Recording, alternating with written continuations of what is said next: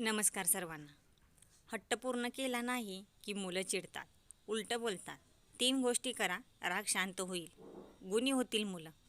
राग हे भावना व्यक्त करण्याचे माध्यम आहे, पण अनेकांना राग इतका वाढतो की त्यामुळे नात्यांवर चुकीचा परिणाम होतो. राग शांत करण्यात बराच वेळ जातो. रागाने उलटं बोलल्यानंतर अनेकांना समजतं की आपली हट्ट करण्याची पद्धत चुकीची होती. रागवणाऱ्या मुलांना वेळीच आपल्या भावनांवर नियंत्रण ठेवायला शिकवलं तर पुढे जास्त त्रास होत नाही. अशा वेळी पालकांची जबाबदारी असते की मुलांच्या रागावर त्यांना नियंत्रण ठेवता यायला हवं. 1. मुलांच्या सगळ्या इच्छा पूर्ण करू नका. आई वडील मुलांच्या सर्व इच्छा पूर्ण करण्याच्या प्रयत्नात असतात. तुम्ही अशी चूक करू नका. मुलांच्या सर्व मागण्या पूर्ण केल्या तर त्यांना सवय लागते आणि इच्छा पूर्ण न झाल्यास ते राग करतात. म्हणून त्यांना सुरुवातीपासूनच आवश्यक असतील त्याच गोष्टी घेऊन द्या.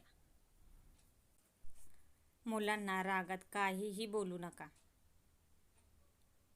रागात तुम्ही मुलांना काहीही बोललात तर ते तेच लक्षात ठेवतील. मुलांचा राग शांत करण्याचा सगळ्यात सोपा उपाय म्हणजे त्यांच्याशी प्रेमाने बोला. मुलांना शांततेने बोलायला शिकवा.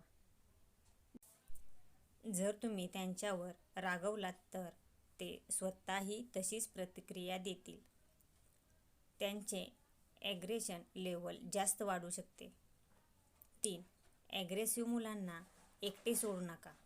जर तुमचे मूल लहान असेल आणि कोणतीही जिद्द करत असेल तर त्याला शांत करण्यासाठी तुम्ही प्रेमाने स्पर्श करू शकता. मिठी मारणं, मुलांना हातात घेणं, त्यांना प्रेमाने समजवणं. पण जर मुलं मोठी झाली असतील तर राग कंट्रोल करण्यासाठी त्यांना वेळ द्या आणि शांत होण्यासाठी वेळ घ्या. व्हिडिओ आवडल्यास लाईक, शेअर, सबस्क्राईब नक्की करा.